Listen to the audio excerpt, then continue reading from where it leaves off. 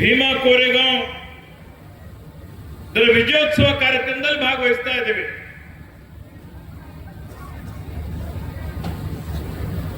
ಭೀಮಾ ಕೋರೆಗಾಂವ್ ಬಗ್ಗೆ ಈಗಾಗಲೇ ಬಹಳ ಜನ ಮಾತನಾಡಿದ್ದಾರೆ. ಈ ಕಾರ್ಯಕ್ರಮದ ಉದ್ದೇಶ ಏನು? ನಮ್ಮೆಲ್ಲರ ನೆಚ್ಚಿನ ನಾಯಕರು ಸಂವಿಧಾನ ಶಿಲ್ಪಿ ಡಾಕ್ಟರ್ ಬಾಬಾ ಸಾಹೇಬ್ ಅಂಬೇಡ್ಕರ್ ಅವರು 1ನೇ ಜನವರಿಗೆ ಭೀಮಾ ಕೋರೆಗಾಂವ್ಗೆ ಹೋಗಿ ಅಲ್ಲಿ ಹುತಾತ್ಮರಾದಂತವರಿಗೆ ಅವರು ಗೌರವ ಸಲ್ಲಿಸಿ ಬರ್ತಾ ಇದ್ರು.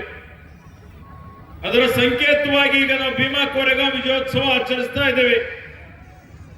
ಆತ್ಮೀಯ ಬಂಧುಗಳೇ, ಇವತ್ತೇನು 1818ರಲ್ಲಿ ಹಿಂದೆ ಬ್ರಿಟಿಷರು ಈಸ್ಟ್ ಇಂಡಿಯಾ ಕಂಪನಿ ಮತ್ತೆ ಪೇಶ್ವೆ ನಡುವೆ ಯುದ್ಧ ಆಗುವಂತ ಸಂದರ್ಭದಲ್ಲಿ ಇವತ್ತೇನು ಸಿದ್ಧಾಂತ ಮಹಾರ್ ಅಂತ ಹೇಳಿ 500 ಜನ ಏನ್ ದಲಿತ ಮಹಾರ್ ಸೇನೆ ಮುಖ್ಯಸ್ಥರು ಇರ್ತಾರೆ. Knowledge park the creative school for quality and innovative education करें एक बेहतर कल की शुरुआत आज से। Vishal mega mart visit once avail great offers आईवानी Yusuf tower near Narayanpur cross bus stand road Basavakalyan. ಅವರು ಹೋಗಿ ಪೇಶ್ವೆದವರಿಗೆ ಭೇಟಿ ಮಾಡಿ ಬ್ರಿಟಿಷರು ವಿದೇಶಿಯರಿದ್ದಾರೆ, ಹೀಗಾಗಿ ನಾವು ನಿಮ್ಮ ಜೊತೆಯಲ್ಲಿ ಇರ್ತೀವಿ, ನಿಮ್ಗೆ ನಾವು ಸಹಕಾರ ಮಾಡ್ತೀವಿ, ನಿಮ್ಮ ಜೊತೆಯಲ್ಲಿ ಅವರ ವಿರುದ್ಧ ಹೋರಾಟ ಮಾಡ್ತೀವಿ ಅಂತ ಹೋಗಿದ್ದಂತ ಸಂದರ್ಭದಲ್ಲಿ ಅಂದಿನ ಜಾತಿ ವ್ಯವಸ್ಥೆ, ಆ ಜಾತಿ ವ್ಯವಸ್ಥೆಯಲ್ಲಿ ಪೇಶ್ವೆ ಅವರ ಅಹಂಕಾರದಿಂದ ನಿಮ್ಮ ಸಹಕಾರ ನಮಗೆ ಬೇಕಾಗಿಲ್ಲ, ನೀವು ನಮ್ಮ ವಿರುದ್ಧ ಹೋರಾಟ ಮಾಡಿದ್ರು ಪರವಾಗಿಲ್ಲ, ಬ್ರಿಟಿಷರ ವಿರುದ್ಧ ಹೋರಾಟ ಮಾಡಿದ್ರು ನಮ್ಗೇನು ಅದರಿಂದ ವ್ಯತ್ಯಾಸ ಆಗೋದಿಲ್ಲ ಅನ್ನುವಂತ ಮಾತು ಹೇಳಿ ನೀವು ಏನೇ ಮಾಡಿದ್ರು ನಿಮ್ಗೆ ನಾವೇನು ಹಕ್ಕುಗಳು ಕೊಡೋದಿಲ್ಲ ಅಂತ ಹೀಯಾಳಿಸ್ತಾರೆ. ಅವರ ಸ್ವಾಭಿಮಾನಕ್ಕೆ ಧಕ್ಕೆ ಆಗ್ತದೆ. ಅವರು ಸ್ವಾಭಿಮಾನಿಗಳಾಗಿ ಅತ್ಯಂತ ವೀರತನದಿಂದ ಶೂರತನದಿಂದ ಇವತ್ತು ಏನು 500 ಜನ 27 ಕಿಲೋಮೀಟರ್ ಶಿರೂರಿಂದ ಭೀಮಾ ಕೋರೆಗಾಂವ್ ಹೋಗಿ ನೀರಿಲ್ಲದೆ ಆಹಾರಿಲ್ಲದೆ ವಿಶ್ರಾಂತಿ ಇಲ್ಲದೆ 28,000 ಸೈನಿಕರ ಜೊತೆಯಲ್ಲಿ ಕಾದಾಡ್ತಾರೆ, ಹೋರಾಡ್ತಾರೆ, ಹೋರಾಟ ಮಾಡಿ ಇವತ್ತು ಅವರಿಗೆ ಸೋಲಿಸ್ತಾರೆ. ಅದೊಂದು ಇತಿಹಾಸ, ಅದೊಂದು ದಾಖಲೆ ಅಂತ ಹೇಳ್ಬೋದು. Noble Public School, English Medium, Vaswa Kalyan. Sky Sunshine School, step towards better future. ಈ ದೇಶದ ಚರಿತ್ರೆ, ದೇಶದ ಇತಿಹಾಸದಲ್ಲಿ ಅನೇಕ ಯುದ್ಧಗಳಾಗಿದ್ದಾವೆ. ರಾಜರ ವಿರುದ್ಧ ಯುದ್ಧ ಆಗಿದ್ದಂಥದ್ದು, ಬ್ರಿಟಿಷರ ಫ್ರೆಂಚರ ವಿರುದ್ಧ ಹೋರಾಟ ಮಾಡಿದಂಥದ್ದು ಇದೆ. ಆದರೆ ದಲಿತ ವರ್ಗದವರು, ಶೋಷಿತರು, ಯಾರು ಮೇಲ್ವರ್ಗದ ಶೋಷಣೆ ಮಾಡಿದಂಥವರ ವಿರುದ್ಧ ಹೋರಾಟ ಮಾಡಿ ವಿಜಯ ಸಾಧಿಸಿದಂತ ಒಂದು ಯಾವ್ದಾದ್ರು ಯುದ್ಧ ಇದ್ರೆ ಅದು ಭೀಮಾ ಕೋರೆಗಾಂವ್ ಯುದ್ಧ ಅಂತೇಳಿ ಬಹಳ ಹೆಮ್ಮೆಯಿಂದ ನಾವೆಲ್ಲ ಹೇಳ್ತೇವೆ. ಅದ್ರ ಏನ್ ಸಂಕೇತಪ್ಪ, ಅದರಿಂದ ನಾವು ಏನ್ ಕಲ್ತ್ಕೊಳ್ಬೇಕಾಗಿದೆ ಅಂತ ಹೇಳಿದ್ರೆ ಇವತ್ತು ಈ ಜಯ ಏನಿದೆ ಅಲ್ಲ, ಇದು ಅನ್ಯಾಯದ ವಿರುದ್ಧ ನ್ಯಾಯಕ್ಕೆ ಜಯ ಸಿಕ್ಕಂಥದ್ದು. ಜಾತೀಯತೆ, ಅಸ್ಪೃಶ್ಯತೆ, ಮತಾಂಧತೆ, ಈ ಒಂದು ಜಾತಿ ಅನಿಷ್ಟ ಪದ್ಧತಿಯ ವಿರುದ್ಧ ಇವತ್ತು ಜಯ ಸಿಕ್ಕಂಥದ್ದು. ಇವತ್ತೇನು ದಮನಿತರ ಮೇಲೆ, ದಲಿತರ ಮೇಲೆ ಏನು ಅನ್ಯಾಯ ಆಗ್ತಾ ಇತ್ತು ಅದರ ವಿರುದ್ಧ ಜಯ ಸಿಕ್ಕಂಥದ್ದು. ಹೀಗಾಗಿ ಅದರ ನಿಮಿತ್ತ ಇವತ್ತು ವಿಜಯೋತ್ಸವ ಆಚರಣೆ ನಾವು ಮಾಡ್ತಾ ಇದ್ದೀವಿ. ಅದಕ್ಕೆ ಆತ್ಮೀಯ ಬಂಧುಗಳೇ, ಇದು ನಮ್ಮ ನಾಡು ಅತ್ಯಂತ ಪವಿತ್ರವಾದಂತಹ ಒಂದು ಭೂಮಿ. ಇಲ್ಲಿ ವಿಶ್ವಗುರು ಬಸವಣ್ಣನವರು, ಸಂವಿಧಾನ ಶಿಲ್ಪಿ ಡಾಕ್ಟರ್ ಬಾಬಾ ಸಾಹೇಬ್ ಅಂಬೇಡ್ಕರ್ ಅವರು, ಇವರೆಲ್ಲ ಸ್ವಾತಂತ್ರ್ಯ, ಸಮಾನತೆ, ಸಹೋದರತ್ವ, ಸಹಬಾಳ್ವೆ, ಸಮಾಜ ನಿರ್ಮಾಣ ಮಾಡಬೇಕು ಅನ್ನುವಂಥದ್ದು, ಸರ್ವರಿಗೂ ಸಮಬಾಳು ಅನ್ನುವಂತಹ ರೀತಿಯಲ್ಲಿ ಸಾಮಾಜಿಕ ನ್ಯಾಯ ಕೊಟ್ಟಂತಹ ಒಂದು ಪುಣ್ಯ ಭೂಮಿ. ನೀವೆಲ್ಲ ಆಲೋಚನೆ ಮಾಡಿ, ಇವತ್ತೇನಾದ್ರೂ ಬಸವಣ್ಣವರು ಹುಟ್ಟಿರ್ತಿರ್ಲಿಲ್ಲ, ಡಾಕ್ಟರ್ ಬಾಬಾ ಸಾಹೇಬ್ ಅಂಬೇಡ್ಕರ್ ಅವರು ಜನ್ಮ ತಾಳಿರ್ತಿರ್ಲಿಲ್ಲ ಅಂತ ಹೇಳಿದ್ರೆ ಈ ದೇಶದ ಜನರ ಪರಿಸ್ಥಿತಿ ಏನಾಗ್ತಾ ಇತ್ತು? ಯಾರು ದಮನಿತರಿದ್ದಾರೆ, ಶೋಷಿತರಿದ್ದಾರೆ, ಹಿಂದುಳಿದವರಿದ್ದಾರೆ, ಮಹಿಳೆಯರಿದ್ದಾರೆ, ಕಾರ್ಮಿಕರಿದ್ದಾರೆ, ಎಲ್ಲ ಇವರೆಲ್ಲರ ಪರಿಸ್ಥಿತಿ ಯಾರಿಗೂ, ವಿಶೇಷವಾಗಿ ದಲಿತರಿಗೆ ಶಿಕ್ಷಣ ಸಿಗ್ತಾ ಇರಲಿಲ್ಲ, ಅವರಿಗೆ ಅಧಿಕಾರ ಸಿಗ್ತಾ ಇರಲಿಲ್ಲ, ಅವರಿಗೆ ನ್ಯಾಯ ಸಿಗ್ತಾ ಇರಲಿಲ್ಲ. ಇವತ್ತೀಗೇನಾದ್ರೂ ಎಲ್ಲ ಶೋಷಿತರು ದಮನಿತರು ಸುಶಿಕ್ಷಿತರಾಗಿದ್ದಾರೆ, ವೈದ್ಯರಾಗಿದ್ದಾರೆ, ಡಾಕ್ಟರ್ ಆಗಿದ್ದಾರೆ, ಇಂಜಿನಿಯರ್ ಆಗಿದ್ದಾರೆ, IAS IPS ಆಗಿದ್ದಾರೆ ಅಂತ ಹೇಳಿದ್ರೆ ಅದಕ್ಕೆಲ್ಲ ಶ್ರೇಷ್ಠ ಡಾಕ್ಟರ್ ಬಾಬಾ ಸಾಹೇಬ್ ಅಂಬೇಡ್ಕರ್ ಅವರಿಗೆ ಸಲ್ತದೆ ಅನ್ನುವಂಥ ಮಾತನ್ನು ನಾವು ಹೇಳ್ಬೇಕಾಗ್ತದೆ. ಅದಕ್ಕೆ ಆತ್ಮೀಯ ಬಂಧುಗಳೇ, ಅವರೇನು ಶೋಷಿತ ದಮನಿತರ ಧ್ವನಿಯಾಗಿ ಯಾವ ರೀತಿಯಲ್ಲಿ ಅವರು ಹೋರಾಟ ಮಾಡ್ತಾರೆ, ಸ್ವತಃ ಅನುಭವಿಸ್ತಾರೆ. ಇವತ್ತವರೊಂದು ಸ್ವಾಭಿಮಾನದ ಒಂದು ಸಂಕೇತ ಅಂತ ಹೇಳ್ಬೋದು, ಧೀಮಂತ ನಾಯಕ. ಹೀಗಾಗಿ ಅವರು ಯಾವ ರೀತಿಯಲ್ಲಿ ನಮಗೆ ಏನು ಸಂವಿಧಾನವನ್ನು ಕೊಟ್ಟಿದ್ದಾರೆ, ಆ ಸಂವಿಧಾನದ ಬಗ್ಗೆ ಮಾತನಾಡಿದ್ದಾರೆ ಹಿರಿಯರಾದಂತ ದಾದಾರಾವ್ ಕಾಂಬ್ಳೆ ಅವರು. ಆದರೆ ಇವತ್ತು ನಾವೆಲ್ಲ ಅರ್ಥ ಮಾಡಿಕೊಳ್ಬೇಕಾಗ್ತದೆ ಈ ದೇಶದಲ್ಲಿ, ಯಾಕೆಂದ್ರೆ ಅವ್ರ ಬಗ್ಗೆ ಗೌರವ ಇದೆ. ಕೆಲವೊಂದು ವಿಚಾರದಲ್ಲಿ ಮತಭೇದಗಳು ಇರ್ತವೆ ಪ್ರಜಾಪ್ರಭುತ್ವದಲ್ಲಿ. ಇವತ್ತು ಕಾಂಗ್ರೆಸ್ ಪಕ್ಷ ಇದೊಂದು ರಾಜಕೀಯ ಪಕ್ಷ ಮಾತ್ರ ಅಲ್ಲ, ಇದೊಂದು ಆಂದೋಲನ. ಈ ದೇಶಕ್ಕಾಗಿ ತ್ಯಾಗ ಮಾಡಿ, ಬಲಿದಾನ ಮಾಡಿ ಇವತ್ತೇನು ರಾಷ್ಟ್ರೀಯ ನಾಯಕರು ಅವ್ರವ್ರ ವಿಚಾರ ಇರ್ತದೆ ಹೇಳಲಿಕ್ಕೆ, ಆದ್ರೆ ಜನರಿಗೆ, ಯುವಕರಿಗೆ ಅರ್ಥನೂ ಆಗ್ಬೇಕಲ್ಲ.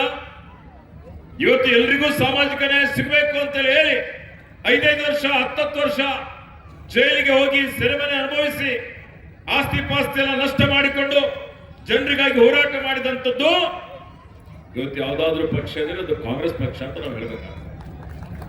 ಡಾಕ್ಟರ್ ಬಾಬಾ ಸಾಹೇಬ್ ಅಂಬೇಡ್ಕರ್ ಅವರಿಗೆ ಕೆಲವೊಂದು ವಿಷಯಗಳ ಬಗ್ಗೆ ಅಭಿಪ್ರಾಯ ಭೇದ ಇದ್ರು, ಅವರಿಗೆ ಸಂಪೂರ್ಣವಾಗಿ ಗೌರವವನ್ನು ಕೊಟ್ಟು ಸಂವಿಧಾನ ರಚನಾ ಸಮಿತಿ ಅಧ್ಯಕ್ಷರನ್ನಾಗಿ ಮಾಡಿ ಸಂವಿಧಾನವನ್ನು ಅಂಗೀಕಾರ ಮಾಡಿ 75 ವರ್ಷಗಳಲ್ಲಿ ಸುಮಾರು ವರ್ಷಗಳವರೆಗೆ ಆ ಸಂವಿಧಾನವನ್ನು ಯಥಾವತ್ತಾಗಿ ಗೌರವಯುತವಾಗಿ ಅನುಷ್ಠಾನ ಮಾಡಿದಂತಹ ಕೀರ್ತಿ ಯಾರಿಗಾದ್ರೂ ಸಲ್ಲರೆ ಅದು ಕಾಂಗ್ರೆಸ್ ಪಕ್ಷಕ್ಕೆ ಸಲ್ತದೆ ಅಂತ ನಾವು ಅರ್ಥ ಮಾಡ್ಕೊಳ್ಬೇಕು. ಅದೇ ರೀತಿ ಇವತ್ತು ನಾವೆಲ್ಲ ಪ್ರಜ್ಞಾವಂತರಿದ್ದೀವಿ, ಬುದ್ಧಿವಂತರಿದ್ದೀವಿ. ಇವತ್ತು ನಾವು ಇರಬಹುದು, ನ್ಯೂನತೆಗಳು ಪ್ರತಿಯೊಂದು ವ್ಯಕ್ತಿಯಲ್ಲಿದ್ದಾವೆ, ಪ್ರತಿಯೊಂದು ಸಂಸ್ಥೆಯಲ್ಲಿದ್ದಾವೆ, ಪ್ರತಿಯೊಂದು ಪಕ್ಷದಲ್ಲಿದ್ದಾವೆ. ಆದರೆ ಇವತ್ತು ನಾವು ಕೋಮುವಾದಿ ಬಿಜೆಪಿಯನ್ನು ಕಾಂಗ್ರೆಸ್ ಅನ್ನು ಒಂದೇ ವೇದಿಕೆ ಮೇಲೆ ತಂದು ಹೋಲಿಕೆ ಮಾಡಿದ್ರೆ ಅದು ಯುವಕರಿಗೆ ತಪ್ಪು ದಾರಿಗೆ ಒಯ್ದಂಗೆ ಆಗ್ತದೆ ಅನ್ನುವಂತ ನನ್ನ ಮಾತನ್ನು ನನ್ನ ಅಭಿಪ್ರಾಯ ಹೇಳಲಿಕ್ಕೆ ಬಯಸ್ತಾ ಇದ್ದೇನೆ. ಇವತ್ತು ಮಣ್ಣು ಮಣ್ಣೇ ಇರ್ತದೆ, ಹಿಟ್ಟು ಹಿಟ್ಟೇ ಇರ್ತದೆ. ಇವತ್ತು ಯಾವ ರೀತಿಯಲ್ಲಿ ಕಾಂಗ್ರೆಸ್ ಪಕ್ಷದ ಅಧಿಕಾರದ ಅವಧಿಯಲ್ಲಿ ನೀವೇ ಆಲೋಚನೆ ಮಾಡಿ, ಸ್ವಾತಂತ್ರ್ಯ ಬಂದಾಗ ಏನಿತ್ತು ಈ ದೇಶದಲ್ಲಿ? ಹೇಳ್ತಾರೆ ಏನ್ ಮಾಡಿದ್ದಾರೆ ಈ ದೇಶದಲ್ಲಿ? 30-32 ಕೋಟಿ ಜನರಿಗೆ ಇವತ್ತು ಆಹಾರದ ಅನ್ನಗಳಿರಲಿಲ್ಲ. ಸುಮಾರು ಜನ ಹಸಿವಿನಿಂದ ಸಾಯ್ತಾ ಇದ್ರು ಅಂತ ಬಡತನ ಇತ್ತು. ಬ್ರಿಟಿಷರಲ್ಲಿ ಇದ್ದಂತ ಎಲ್ಲಾ ಸಂಪತ್ತನ್ನು ಕೊಳ್ಳೆ ಹೊಡೆದ್ಬಿಟ್ಟಿದ್ರು.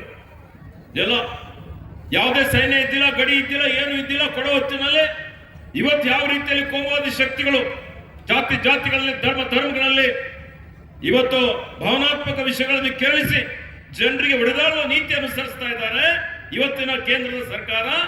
ಅದೇ ರೀತಿಯಲ್ಲಿ ಭಾರತೀಯ ಜನತಾ ಪಕ್ಷದವರು ಇವತ್ತೇನ್ ಮಾಡಿದ್ದಾರೆ, ಹಾಗೆ ಬ್ರಿಟಿಷರು ಸಹಿತ ಸ್ವಾತಂತ್ರ್ಯ ಕೊಡುವಂತಹ ಸಂದರ್ಭದಲ್ಲಿ ಇವತ್ತು ಇದೇ ರೀತಿ ಮಾಡಿ ನೀವು ಪಾಕಿಸ್ತಾನಕ್ಕಾದ್ರೂ ಹೋಗ್ರಿ, ಭಾರತ ದೇಶದಲ್ಲಾದ್ರೂ ಇದ್ರಿ, ಅಥವಾ ನೀವು ರಾಜರಿದ್ರೆ ನಿಜಾಮ್ ತರ ಇದ್ದವರು ನೀವು ಸ್ವತಂತ್ರವಾಗಿ ಇದ್ರೆ ಗುಲಾಮ್ಗಿರಿ ಮುಂದುವರಿಸ್ಕೊಂಡು ಹೋಗ್ರಿ ಅನ್ನುವಂತ ಮಾತನ್ನು ಹೇಳಿದ್ರು.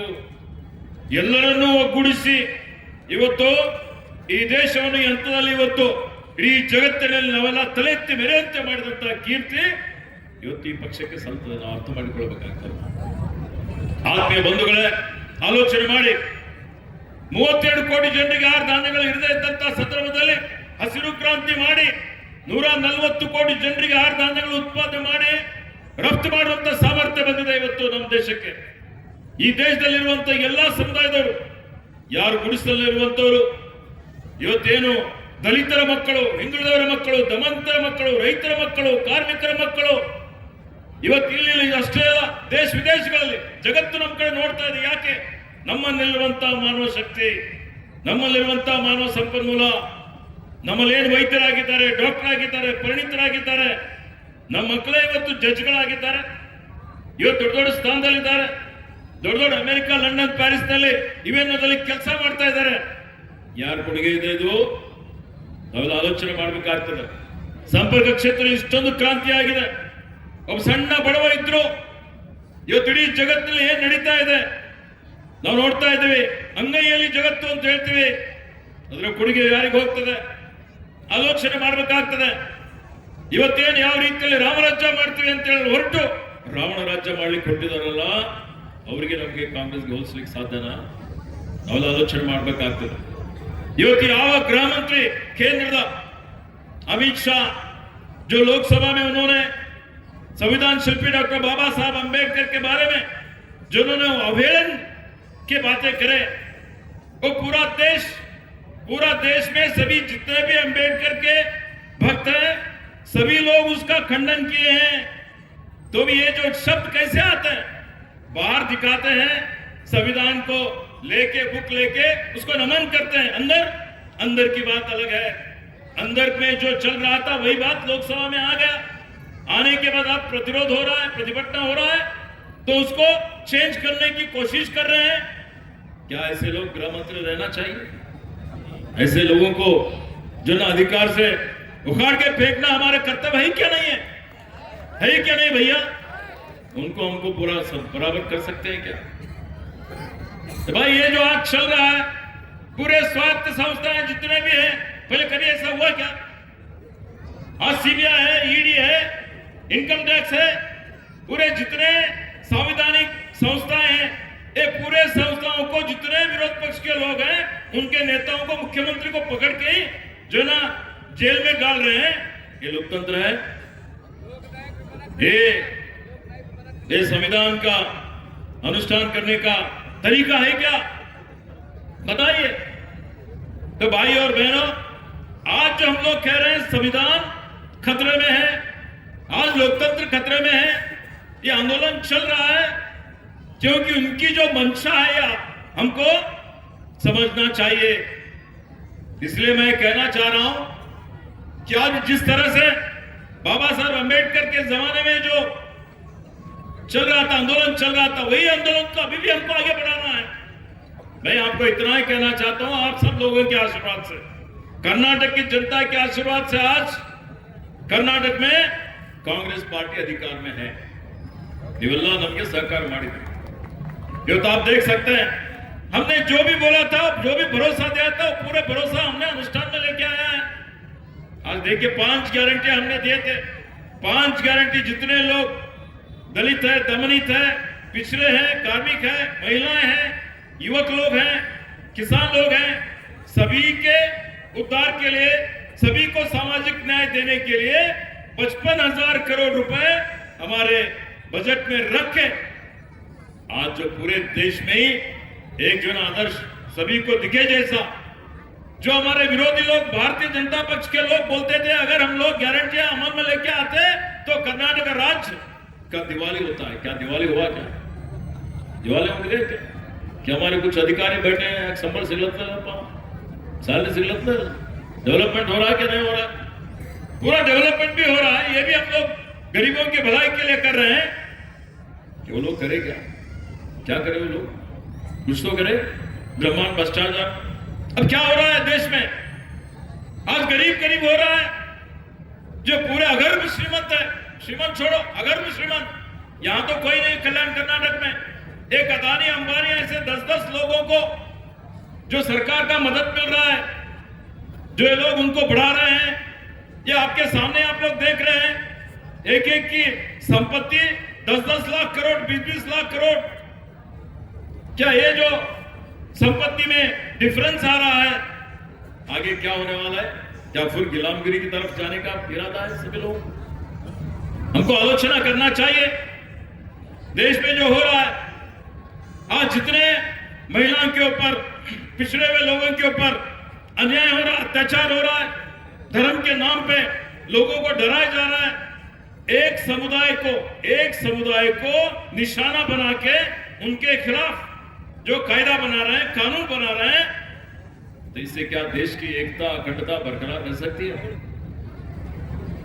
इस देश के जो संरक्षण करना है तो संविधान को संरक्षण करना है। ऐसे जो भी फिरका परस्त ताकत है ये लोगों को जब तक हम सब लोग ऐक्यता होना चाहिए, ऐक्यता इसके लिए होना,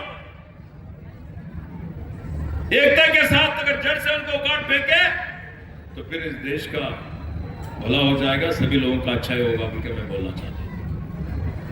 ಬಂಧುಗಳೇ, ಇವತ್ತು ನೀವು ನೋಡ್ತಾ ಇದ್ದೀರಿ,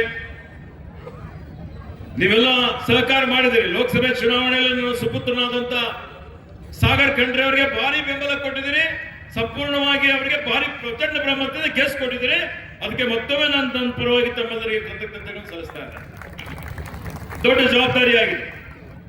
ಈಗ ನಾನು ಉಸ್ತುವಾರಿ ಸಚಿವನೂ ಆಗಿದ್ದೇನೆ.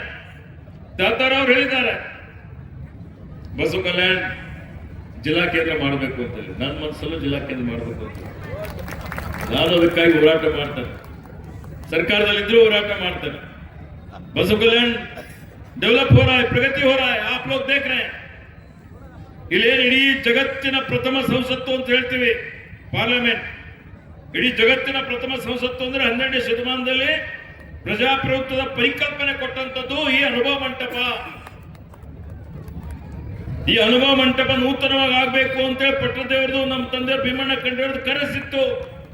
ಆ ಅನುಭವ ಮಂಟಪದಲ್ಲಿ 770 ಅಮರಗಳಂಗಳು, 770 ಶರಣರು, ಎಲ್ಲಾ ಸಮುದಾಯದವರು, ಅರಳಯ್ಯ, ಕಕ್ಕಯ್ಯ, ಇವತ್ತು ಎಲ್ಲಾ ಸಮುದಾಯದವರು ಎಲ್ಲರಿಗೆ ಸೇರಿಸಿಕೊಂಡು ಅದು 770 ಕಂಬಗಳ ಮೇಲೆ ಇವತ್ತು 650 ಕೋಟಿ ರೂಪಾಯಿ ವೆಚ್ಚದಲ್ಲಿ ಅದನ್ನು ಪ್ರಾರಂಭ ಮಾಡಿದ್ದೇವೆ. ನಮ್ಮ ನೆಚ್ಚಿನ ನಾಯಕರಾದಂತಹ ಮಾನ್ಯ ಸಿದ್ದರಾಮಯ್ಯಜಿಯವರು ಬಂದು 1 ವರ್ಷಗಳ ಒಳಗಾಗಿ ಅದಕ್ಕೆ ಅನುದಾನದ ಕೊರತೆ ಬೀಳ್ಬಿಡೋದಿಲ್ಲ. ಇದು ಪ್ರಜಾಪ್ರಭುತ್ವದ ಕೇಂದ್ರ ಇದೆ, ಸಮಾಜದ ಕೇಂದ್ರ ಇದೆ, ಜಗತ್ತಿಗೆ ಸಾಮಾಜಿಕ ನ್ಯಾಯ ಕೊಟ್ಟಂತ ಈ ಒಂದು ಪುಣ್ಯ ಭೂಮಿಯಲ್ಲಿ ಆ ಅನುಭವ ಮಂಟಪವನ್ನು ಉದ್ಘಾಟನೆ ಮಾಡ್ತೀವಿ ಅನ್ನುವಂತ ಭರವಸೆಯನ್ನು ಕೊಟ್ಟಿದ್ದೇವೆ. ಅದನ್ನು ದಿನನಿತ್ಯ ಪರಿಶೀಲನೆ ಮಾಡಿ ಅದನ್ನು ನಿರ್ಮಾಣ ಮಾಡುವಂತ ಕೆಲಸ ನಾವು ಮಾಡ್ತಾ ಇದ್ದೀನಿ ಅನ್ನುವಂತ ಮಾತನ್ನು ತಮ್ಮೆಲ್ಲರಿಗೆ ಹೇಳಿಕೆ ಬಯಸ್ತಾ ಇದ್ದೀನಿ. ಅದೇ ರೀತಿಯಲ್ಲಿ ಇನ್ನೂ ಅನೇಕ ರೀತಿಯಲ್ಲಿ ಬೀದರ್ ಜಿಲ್ಲೆಯ ಜನ, ಇಲ್ಲಿರುವಂತ ಎಲ್ಲಾ ಸಮುದಾಯದವರು, ಅದರಲ್ಲಿ ವಿಶೇಷವಾಗಿ ದಲಿತರು, ದಮನಿತರು, ಮಹಿಳೆಯರು, ಕಾರ್ಮಿಕರು, ಇವರೆಲ್ಲರ ತಿಳುವಳಿಕೆ ಮಟ್ಟ ಜಾಸ್ತಿ ಆಗಬೇಕು, ಈ ಭಾಗದ ಅಭಿವೃದ್ಧಿ ಆಗಬೇಕು, ಅವರಿಗೆಲ್ಲ ಯುವಕರಿಗೆ ಉದ್ಯೋಗ ಸಿಗಬೇಕು, ನೀರಾವರಿ ಯೋಜನೆ ಆಗಬೇಕು, ನಿಮ್ಮೆಲ್ಲರಿಗೆ ಬಡತನಕ್ಕಿಂತ ಮೇಲೆತ್ತಬೇಕು ಅನ್ನುವಂತ ಅನೇಕ ಯೋಜನೆಗಳು ಇವತ್ತು ರೂಪಿಸ್ತಾ ಇದ್ದೀವಿ. ನಮ್ಮ ಸರ್ಕಾರ ವಿಶೇಷವಾಗಿ ಪರಿಶಿಷ್ಟ ಜಾತಿ, ಪರಿಶಿಷ್ಟ ಪಂಗಡದವರಿಗೆ ಹೆಚ್ಚಿನ ಒಂದು ಆದ್ಯತೆ ಕೊಟ್ಟು ಇವತ್ತು ಸಮಾಜ ನಿರ್ಮಾಣ ಮಾಡುವಂತಹ ರೀತಿಯಲ್ಲಿ ಇವತ್ತು ಅನೇಕ ಕಾರ್ಯಕ್ರಮಗಳನ್ನು ಹಮ್ಮಿಕೊಂಡಿದ್ದೇವೆ. ಅವೆಲ್ಲ ಕಾರ್ಯಕ್ರಮಗಳನ್ನು ಪ್ರಾಮಾಣಿಕತೆಯಿಂದ ಈ ಜಿಲ್ಲೆಯಲ್ಲಿ, ಕಲ್ಯಾಣ ಕರ್ನಾಟಕದಲ್ಲಿ, ಅದರಲ್ಲಿ ವಿಶೇಷವಾಗಿ ನಮ್ಮ ಭಾಗದ ಮಕ್ಕಳಿಗೆ ಇವತ್ತೇನು ಬಹಳ ದಿವಸದ ಬೇಡಿಕೆ ಇತ್ತು, ಸಂವಿಧಾನ ಅನುಚ್ಛೇದ 371ರಲ್ಲಿ ತಿದ್ದುಪಡಿ ತರಬೇಕು, ಶಿಕ್ಷಣದಲ್ಲಿ ಮತ್ತೆ ನಿಮಗೆ ಉದ್ಯೋಗದಲ್ಲಿ ಮೀಸಲಾತಿ ಸಿಗಬೇಕು, ವಿಶೇಷ ಅನುದಾನ ಸಿಗಬೇಕು ಅಂತ ಯಾರು ಕೊಟ್ಟರು? ಇದು ಹಿಂದೆ ಎನ್ಡಿಎ ಸರ್ಕಾರ ಇತ್ತು, ಅಡ್ವಾಣಿಯವರು ಉಪ ಪ್ರಧಾನಮಂತ್ರಿಗಳಾಗಿದ್ರು, ಎಸ್.ಎಂ. ಕೃಷ್ಣ ಸರ್ಕಾರ ಇದ್ದಾಗ ಪ್ರಸ್ತಾವನೆ ಸಲ್ಲಿಸಿದ್ದೇವೆ, ನೈ ಹೊತ್ತ ಅಂತೇಳಿ ಅವ್ರು ರಿಜೆಕ್ಟ್ ಮಾಡಿಬಿಟ್ರು. ಅದೇ ಸಂವಿಧಾನ 371 ತಿದ್ದುಪಡಿ ಇವತ್ತು ಮಾನ್ಯ ನಮ್ಮೆಲ್ಲರ ನೆಚ್ಚಿನ ನಾಯಕರಾದಂತ ಭಾರತೀಯ ರಾಷ್ಟ್ರೀಯ ಕಾಂಗ್ರೆಸ್ ಅಧ್ಯಕ್ಷರಾದಂತ ಮಲ್ಲಿಕಾರ್ಜುನ್ ಖರ್ಗೆಜಿಯವರು, ದಿವಂಗತ ಧರಮ್ ಸಿಂಗ್ ಅವರು ಪ್ರಯತ್ನ ಮಾಡಿ ನಮ್ಮ ತಂದೆಯವ್ರದೆಲ್ಲ ಕನಸಿದ್ದಾಗಬೇಕು ಅಂತ ಲೋಕಸಭೆಯಲ್ಲಿ ಹೋಗಿ ಶ್ರೀಮತಿ ಸೋನಿಯಾ ಗಾಂಧಿ ಅವರಿಗೆ ಹೇಳಿ ಮನಮೋಹನ್ ಸಿಂಗ್ ಅವರು ಪ್ರಧಾನಮಂತ್ರಿ ಇದ್ದಾಗ ಪಾರ್ಲಿಮೆಂಟ್ ಅಲ್ಲಿ 2/3 ಮೆಜಾರಿಟಿಯಿಂದ ಅದನ್ನು ಪಾಸ್ ಮಾಡಿ ಅದನ್ನು ಅನುಷ್ಠಾನ ಮಾಡಿದಕ್ಕಾಗಿ ಸಾವಿರಾರು ಜನ ಇವತ್ತು ವೈದ್ಯರಾಗ್ತಾ ಇದ್ದಾರೆ, ಡಾಕ್ಟರ್ ಆಗ್ತಾ ಇದ್ದಾರೆ ಪ್ರತಿ ತಿಂಗಳು. ನೋಡಿ ನೀವು, ಅದರಲ್ಲಿ ಪರಿಶಿಷ್ಟ ಜಾತಿ, ಪರಿಶಿಷ್ಟ ಪಂಗಡ ಎಲ್ಲಾ ಸಮುದಾಯದವರು ಇದ್ದಾರೆ. ಆ ಇದರಲ್ಲಿ ಸಾವಿರಾರು ಜನರಿಗೆ ಉದ್ಯೋಗ ಕೊಟ್ಟಿದ್ದೇವೆ. 30-40 ಸಾವಿರ ಜನರಿಗೆ ಇನ್ನು 30-40 ಸಾವಿರ ಹುದ್ದೆಗಳು ಭರ್ತಿ ಮಾಡೋದು ನಡೀತಾ ಇದೆ. ಪ್ರತಿ ವರ್ಷ ನಮ್ಮ ಸರ್ಕಾರ 5,000 ಕೋಟಿ 7 ಜಿಲ್ಲೆಗಳಿಗೆ ವಿಶೇಷ ಅನುದಾನ ಕೊಡ್ತಾ ಇದೆ. ಈ ಭಾಗದಲ್ಲಿ ಅನೇಕ ರೀತಿಯ ಅಭಿವೃದ್ಧಿ ಪರ ಕೆಲಸ ಕಾರ್ಯಗಳು ನಡೀತಾ ಇದೆ. ಯಾರು ಮಾಡಿದ್ರು ಅದೆಲ್ಲ ನಾವು ಇವತ್ತು ಉತ್ತಮ ರೀತಿಯಲ್ಲಿ ಅನುಷ್ಠಾನ ಮಾಡುವಂತ ಕೆಲಸ ಮಾಡಬೇಕಾಗ್ತದೆ. ಅದಕ್ಕೆ ಆತ್ಮೀಯ ಬಂಧುಗಳೇ, ಇವತ್ತಿನ ಈ ಒಂದು ಪರಿಸ್ಥಿತಿಯಲ್ಲಿ ನಾವೆಲ್ಲರೂ ಜಾಗೃತರಾಗಿ ಇವತ್ತು ಭೀಮಾ ಕೋರೆಗಾಂವ್ ನಾವು ವಿಜಯೋತ್ಸವ ಮಾಡ್ತಾ ಇದ್ದೀವಿ ಅಂತ ಹೇಳಿದ್ರೆ ಜನರಲ್ಲಿ ಅವೇರ್ನೆಸ್ ಮೂಡಿಸ್ಬೇಕು, ಜಾಗೃತಿ ಮೂಡಿಸ್ಬೇಕು. ಶೋಷಣೆ ಅಂದ್ರೆ ಏನು, ಅಸ್ಪೃಶ್ಯತೆ ಅಂದ್ರೆ ಏನು, ಏನಿತ್ತು ಅವತ್ತಿನ ಪರಿಸ್ಥಿತಿಯಲ್ಲಿ, ಎಷ್ಟು ಕಷ್ಟ ಇತ್ತು, ಹೆಂಗೆ ಇವತ್ತು ಶೋಷಿತರು ಹೋರಾಟ ಮಾಡಿದ್ದಾರೆ, ಅನ್ಯಾಯದ ವಿರುದ್ಧ ಜಯ ಗಳಿಸಿದ್ದಾರೆ, ಅಹಂಕಾರವನ್ನು ಇವತ್ತು ಮೆಟ್ಟಿ ನಿಂತಿದ್ದಾರೆ, ಸ್ವಾಭಿಮಾನವನ್ನು ಇವತ್ತು ಇಟ್ಕೊಂಡಿದ್ದಾರೆ. ಡಾಕ್ಟರ್ ಬಾಬಾ ಸಾಹೇಬ್ ಅಂಬೇಡ್ಕರ್ ಅವರ ಮಾತನ್ನ ಹೇಳ್ತಾರೆ, ಇವತ್ತು ಈ ಜಾತಿ ಪದ್ಧತಿ ವಿನಾಶ ಆಗ್ಬೇಕು ಅಂತ ಹೇಳಿದ್ರೆ ಕೆಳವರ್ಗದವರು, ದಮನಿತರು ಸುಶಿಕ್ಷಿತರಾಗಬೇಕು. ಸುಶಿಕ್ಷಿತರಾದ್ರೆ ಈ ಜಾತಿ ವ್ಯವಸ್ಥೆ ತಂತಾನೆ ಚುರುಚುರಾಗಿ ಹೋಗ್ತದೆ ಅನ್ನುವಂಥ ಮಾತನ್ನು ಹೇಳ್ತಾರೆ. ಇವತ್ತು ನೋಡಿ ಅವ್ರು ಹೇಳ್ತಾರೆ, ಯಾವ ಧರ್ಮ ಸಹೋದರತ್ವ, ಸಹಬಾಳ್ವೆ, ಸಮಾನತೆ ಇರ್ತದೆ ಆ ಧರ್ಮವನ್ನು ನಾನು ಮೆಚ್ಚುತ್ತೇನೆ, ಅದನ್ನು ಪ್ರಶಂಸೆ ಮಾಡ್ತೇನೆ ಅನ್ನುವಂಥ ಮಾತನ್ನು ಡಾಕ್ಟರ್ ಬಾಬಾ ಸಾಹೇಬ್ ಅಂಬೇಡ್ಕರ್ ಅವರು ಹೇಳ್ತಾರೆ. ಅವ್ರು ಹೇಳ್ತಾರೆ, ಒಂದು ಸಂವಿಧಾನ ಬಹಳ ಚೆನ್ನಾಗಿರ್ಬೋದು, ಅದರ ಸಂವಿಧಾನ ಅನುಷ್ಠಾನ ಮಾಡುವಂತಹ ವ್ಯಕ್ತಿಗಳು ಕೆಟ್ಟವರಾಗಿದ್ದಾರೆ, ಅದು ಕೆಟ್ಟದ್ದೇ ಆಗ್ತದೆ. ಸಂವಿಧಾನ ಕೆಟ್ಟದಾಗಿದ್ರು ಅನುಷ್ಠಾನ ಮಾಡುವಂತ ಒಳ್ಳೆಯವರಿದ್ರೆ ಒಳ್ಳೆಯದೇ ಆಗ್ತದೆ. ಅರ್ಥಾತ್ ಜನಪ್ರತಿನಿಧಿಗಳನ್ನು ಆಯ್ಕೆ ಮಾಡುವಂಥದ್ರಲ್ಲಿ ಜನರು ಜಾಗೃತಿ ವಹಿಸಬೇಕು ಅನ್ನುವಂಥ ವಿಚಾರವನ್ನು ಹೇಳ್ತಾರೆ. ಅವರು ಒಂದೊಂದು ಮಾತು, ಶಿಕ್ಷಣ, ಸಂಘಟನೆ, ಸಂಘರ್ಷ ಯಾವ ರೀತಿಯಲ್ಲಿ ಎಲ್ಲರಿಗೆ, ಅವ್ರು ಯಾವುದೇ ಒಂದು ಸಮುದಾಯದ ನಾಯಕರಲ್ಲ, 140 ಕೋಟಿ ಎಲ್ಲಾ ಸಮುದಾಯದವರಿಗಾಗಿ ಸಾಮಾಜಿಕ ನ್ಯಾಯ ಲಿಖಿತವಾದಂತ ಸಂವಿಧಾನ ಎಲ್ಲಾದ್ರೂ ಜಗತ್ತಿನಲ್ಲಿದೆ ಅಂತ ಹೇಳಿದ್ರೆ ಒಂದೆಲ್ಲಕ್ಕಿಂತ ದೊಡ್ಡ ಅದು ಭಾರತ ದೇಶದ ಸಂವಿಧಾನ ಅಂತೇಳಿ ಬಹಳ ಹೆಮ್ಮೆಯಿಂದ ನಾವೆಲ್ಲ ಹೇಳ್ಬೋದು. ಅದಕ್ಕೆ ಇವತ್ತಿನನ್ನು ಅಪಾಯದ ಅಂಚಿನಲ್ಲಿ ತರುವಂತ ಕೆಲಸ ಬಹಳ ಗೌಪ್ಯವಾಗಿ ಕೆಲವೊಂದು ಶಕ್ತಿಗಳು ಮಾಡ್ತಾ ಇದೆ. ಆ ನಿಟ್ಟಿನಲ್ಲಿ ನಮ್ಮ ಯುವಕರು ಜಾಗೃತರಾಗಬೇಕು, ಜನ ಜಾಗೃತರಾಗಬೇಕು. ಅದಕ್ಕೆ ಅವಕಾಶ ಕೊಡಬಾರದು. ಅದಕ್ಕೆ ಸಂವಿಧಾನ ಸಂರಕ್ಷಣೆ ಮಾಡಬೇಕು, ಲೋಕತಂತ್ರ ಸಂರಕ್ಷಣೆ ಮಾಡಬೇಕು. ಮತ್ತೆ ಡಾಕ್ಟರ್ ಬಾಬಾ ಸಾಹೇಬ್ ಅಂಬೇಡ್ಕರ್ ಅವರಿಗೆ ಯಾರು ಅವಮಾನ ಮಾಡ್ತಾರೆ ಅಂತವರಿಗೆ ಬುಡ ಸಮೇತ ಅಧಿಕಾರದಿಂದ ಕಿತ್ತಾಕ್ಬೇಕು ಅನ್ನುವಂತ ಒಂದು ಸಂಕಲ್ಪ ಇವತ್ತು ನಾವೆಲ್ಲ ಮಾಡಬೇಕಾಗಿದೆ. ಆ ನಿಟ್ಟಿನಲ್ಲಿ ಇವತ್ತು ಏನು ಈ ಭೀಮಾ ಕೋರೆಗಾಂವ್ ವಿಜಯೋತ್ಸವ ಕಾರ್ಯಕ್ರಮ ತಾವೆಲ್ಲ ಆಯೋಜನೆ ಮಾಡಿದಿರಿ. ರವಿ ಗಾಯಕವಾಡ್ ಉತ್ತಮವಾಗಿ ಆಯೋಜನೆ ಮಾಡಿದ್ದಾರೆ. ಸುಮಾರು ಸಲ ಬಂದಿದ್ರು ಅವ್ರ ನಂತರ ನೀವೇ ಬರಬೇಕು ಅಂತ ನಾನೇ ಸಮಯನೂ ಕೊಟ್ಟಿದ್ದೆ. ನನಗೆ ಇವತ್ತು ಬೆಳಿಗ್ಗೆ ಮಾನ್ಯ ಮುಖ್ಯಮಂತ್ರಿಗಳು ನೀರಾವರಿ ಯೋಜನೆ ಬಗ್ಗೆ ಒಂದು ಸಭೆ ಇಟ್ಕೊಂಡ್ಬಿಟ್ಟು ಸಾಯಂಕಾಲ 4 ಗಂಟೆಗೆ ಅಂದ್ರೆ ಏನ್ ಮಾಡ್ಬೇಕೀಗ, ನಮ್ದು ನೀರಾವರಿದು 1,000 ಕೋಟಿ ರೂಪಾಯಿ ಪ್ರಪೋಸಲ್ ಇದೆ ನಿಮ್ ಜಲ್ಲೆ ಚುಳ್ಕೆ ನಾಲ ಇಟ್ಕೊಂಡು ನಾನು ಹೋಗಿ ಭೇಟಿ ಮಾಡ್ಬೇಕಾ, ಒತ್ತಾಯ ಮಾಡ್ಬೇಕಾ, ಇಲ್ಲಿಗೆ ಬರ್ಬೇಕಾ? ನಾನಂದ್ರೆ ಮುಖ್ಯಮಂತ್ರಿಯವರು ಬೆಳಿಗ್ಗೆ 11 ಗಂಟೆ ಭೇಟಿ ಆಗೋಣ, ಭೇಟಿಯಾಗಿ ನಾನು ಪ್ರಸ್ತಾವನೆ ಕೊಟ್ಟು ನಾನು ಮಧ್ಯಾಹ್ನ ಫ್ಲೈಟ್ ಇಟ್ಕೊಂಡು 6 ಗಂಟೆಗೆ ಬರ್ತೀನಿ, ನಿನ್ನ ಲೇಟ್ ಆದ್ರೂ ಪರವಾಗಿಲ್ಲ, ಇಲ್ಲಿಗೆ ಬರಲೇಬೇಕು ಅಂತ ಹೇಳಿ ಬೆಂಗಳೂರಿನಿಂದ ನೇರವಾಗಿ ಇಲ್ಲಿಗೆ ಬಂದಿದ್ದಾರೆ. ಬಹಳ ಖುಷಿ ಆಗ್ತಾ ಇದೆ. ಇಷ್ಟೊಂದು ಸಂಖ್ಯೆಯಲ್ಲಿ ನಮ್ಮ ಅಕ್ಕ ತಂಗಿದ್ರು ತಾಯಂದ್ರು ನೀವೆಲ್ಲ ಸೇರಿದ್ದೀರಿ. ನಾಳೆ ಗಣರಾಜ್ಯೋತ್ಸವದ 75 ವರ್ಷಗಳು ಮುಗಿದುದು. ನಮ್ಮದೇ ಆದಂಥ ಆಡಳಿತ, ನಮ್ಮದೇ ಆದಂಥ ಸಂವಿಧಾನ ಅಳವಡಿಸಿಕೊಂಡು ನಾವು ಆಡಳಿತ ಕೊಡ್ತಾ ಇರ್ತಕ್ಕಂಥದ್ದು. ನಾಳೆ ಮತ್ತೆ ಗಣರಾಜ್ಯೋತ್ಸವದಲ್ಲಿ ನಾವೆಲ್ಲ ಭಾಗಿಯಾಗ್ತಾ ಇದ್ವಿ. ಅಡ್ವಾನ್ಸ್ ಆಗಿ ನಿಮ್ಮೆಲ್ಲರಿಗೆ ಗಣರಾಜ್ಯೋತ್ಸವದ ಹಾರ್ದಿಕ ಶುಭಾಶಯಗಳು, ಅಭಿನಂದನೆಗಳನ್ನು ಹೇಳಿ ಈಗಾಗಲೇ ಹೇಳಿದ ಹಾಗೆ जब तक सूरज चांद रहेगा भारत देश का संविधान बरकरार रहेगा ನಾನು ಹೇಳಿಕೆ ಬಯಸ್ತಾ. ಅದಕ್ಕೆ ಆತ್ಮೀಯ ಬಂಧುಗಳೇ ಎಲ್ಲರಿಗೂ ವಂದಿಸಿ ಮತ್ತೊಮ್ಮೆ ಇವತ್ತು ನಿಮ್ಮೆಲ್ಲರಿಗೂ ಜೈ ಹಿಂದ್, ಜೈ ಭೀಮ್, ಜೈ ಸಂವಿಧಾನ, ಜೈ ಕರ್ನಾಟಕ.